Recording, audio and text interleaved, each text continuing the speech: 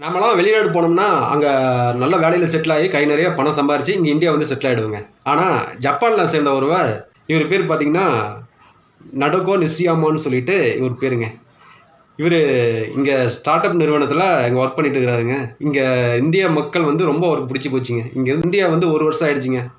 அதாவது Japan Japan நாட்டுக்காரங்க இந்தியால வந்து அதிகம் கிடையாதுங்க. அந்த விஷயத்தில இவரு 1 வருஷமா அங்க தாக்கு பிடிச்சதே பெரிய விஷயங்க. ஆனா, இவரு இந்தியா விட்டு போக மனசு இல்லாம, இன்னமும் இங்கேயே இருக்கிறாருங்க.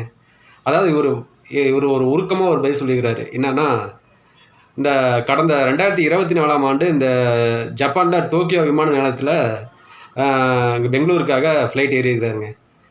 அதிகாலை அதாவது மார்ச் 26ஆம் தேதி இந்த பெங்களூரு விமான நிலையத்துக்கு வந்து இறங்கியிருக்கிறாரு. ஒரு புதிய ஒரு உலகத்த பார்த்த மாரி ஒரு ஃபீல் பட்டுருக்கிறாருங்க. அப்படின்னு அவரு சொல்லியிருக்கிறாரு.